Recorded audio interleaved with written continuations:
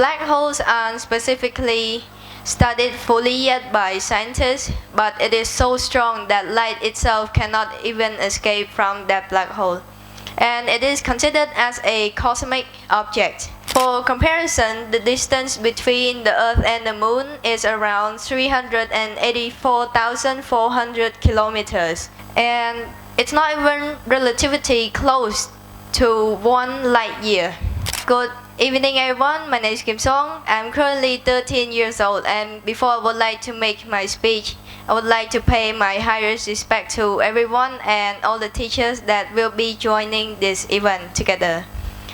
Now, I will be starting to talk about this astronomy from a small point and then making our way further and further into the universe. First up, let's talk about our solar system. In our solar system, as we know by now, there are 8 planets. I will be putting them in order from the closest to the farthest from the Sun. First up, we got Mercury, and then after that we got Venus, and then thirdly we got the Earth. Fourth, we will get Mars, and then there's Jupiter. After that there's Saturn, and then the second farthest planet from the Sun, which is Uranus, and the farthest planet from the Earth is Neptune. Alright, now let's move out of our solar system a bit. But before doing that, I would like to tell you one fun fact about. It's not so a fun fact. There are things called space junk that is revolving around our Earth right now. It is mostly caused by spaceship that has been collided together, and most of them are made out of metal, at least 4 inches tall per iron, yes. Now, moving out of our solar system, does anyone know what a black hole is? If anyone know, you could raise your hands. Alright, no one? Okay. So black holes aren't specifically studied fully yet by scientists, but it is so strong that light itself cannot even escape from that black hole. And it is considered as a cosmic object. And the farthest black hole from us or the Earth is called quasar J03131806. It is currently 13 billion light years away from us. Just a reminder that 1 light year is equal to 9.5 trillion kilometers, or 12 zeros. And the closest black hole to us is the Gaia BH1.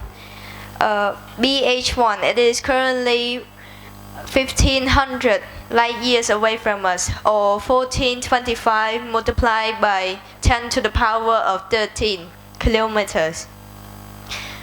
For comparison, the distance between the Earth and the Moon is around 384,400 kilometers. And it's not even relatively close to 1 light year, which is actually crazy, to be honest. And when 2 black holes are merging together, they are called the black hole merger. Does anyone know what would happen when 2 black holes actually merges together? True, but I'll tell you the whole thing. Okay, you can sit down. When 2 black holes merges, they will spiral towards each other and then eventually colliding into each other, making one singular larger black hole, and then they will create a massive energy in a gravitational wave. Yeah, it's crazy. It will go through around the space, everywhere. And if you were to get sucked into a black hole, you would experience extreme gravitational forces, resulting in a phenomenon called the spaghettification, which your body would be stretched and compressed so much at one point your body would be torn apart. You'll probably get the Darwin's Award for dying in the black hole, trust me. Here's another fun fact. Talking about light, black hole not making light unable to escape from it. The speed of light is actually so fast. To be honest, it is around 3 multiplied by 10 to the power of 5 kilometers per second. So it can travel around that speed. And some of you might disagree with me and say that, oh, what about the speed of dark? Light always has to catch up with dark. But I can say you're pretty wrong, because firstly, dark doesn't physically exist, and secondly, it is the absence of photons, or you call it light. Thirdly, it isn't anything. To be honest, let's just imagine the sun just disappear magically. We won't notice it for at least 8 minutes and 20 seconds. It is the same amount of time that light can travel from the sun to get to the earth, and also the same amount of time that little bit of lightless get from the sun to the earth before everything just went completely dark and all humans die. Kaboom.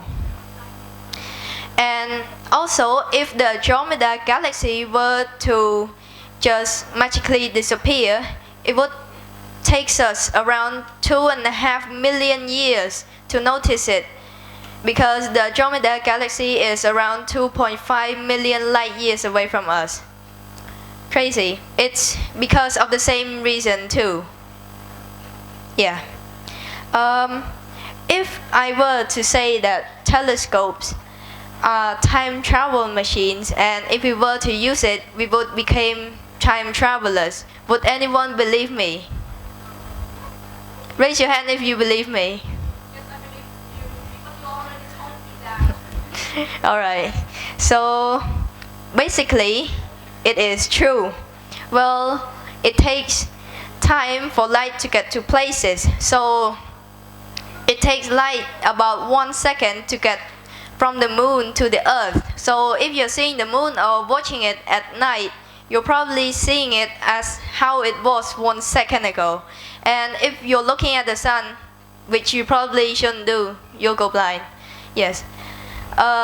You're probably seeing it of how it was 8 minutes and 20 seconds ago, because that is the amount of time light has to travel from the sun to get to the earth. Yes.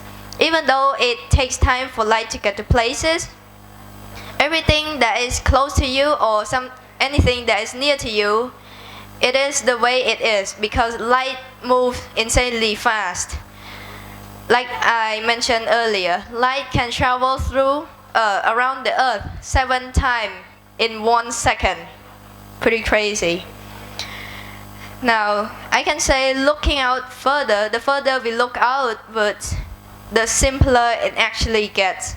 You might be thinking that I'm actually crazy with this one. But okay, as technology evolved, we could see things that are more and more far away from us. And at one point, they could see the universe of how it all started 400,000 years after it all started, before any formation of any kind of celestial object, or at that time the suns or galaxies didn't even exist yet. It is widely known for its name. It is called the surface of last scattering. And the farther something is away from us, the younger it actually looked. Yep. And then another thing is space is also actually expanding every second as you guys are sitting there and I'm standing over here. Yep. Just imagine an ambulance just passing by you. The closer it gets, the louder you hear its siren. As it had passed you already, the further it gets away from you, the quieter it gets. It is called the Doppler effect. I'm talking about sound right now, but not about how the universe is expanding. Does anyone know why it is actually related to each other?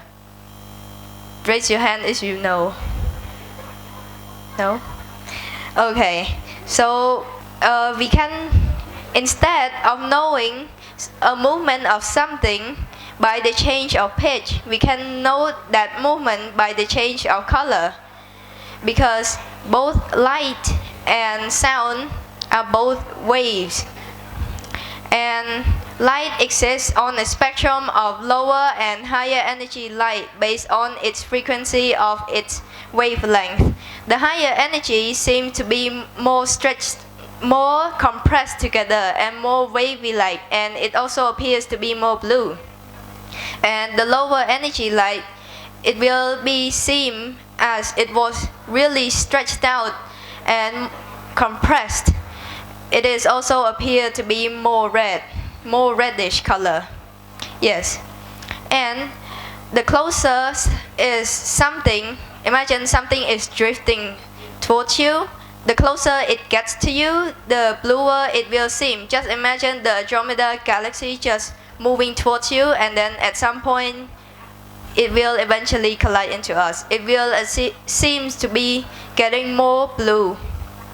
And the further something is from us, it will appear to be more red. In astronomy, it is widely known as redshift. Yes. This one, yep.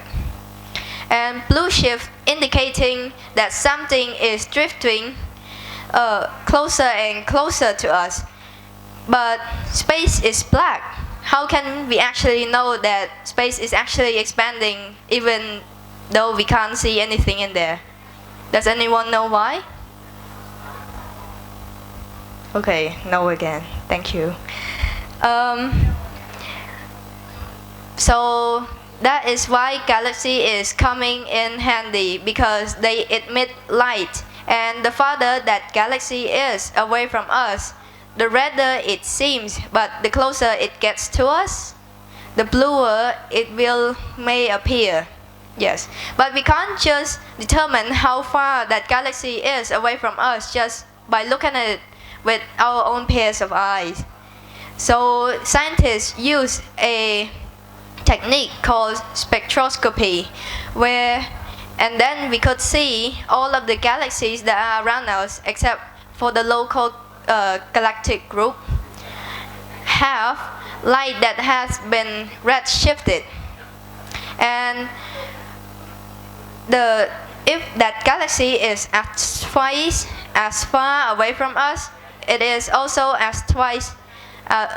moving twice as fast away from us, which indicates that space between those galaxies are expanding rapidly and continuously, and we can't just stop that.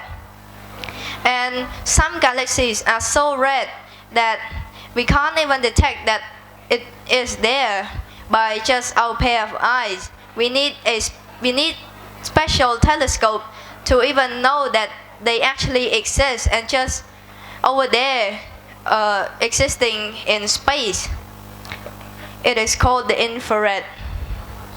And lastly, let's talk about this galaxy. This galaxy is one of the farthest galaxy to ever exist. Besides from the last scattering, the surface of last scattering, this is the farthest thing that humanity could ever possibly see, because its C is equal to 14.32. C stands for redshift, and the greater that C is, the more redshift that galaxy is. And if we put it into one of Einstein's creation or mathematics, we have its distance from the Earth to that galaxy, which is approximately around 34 billion light years away.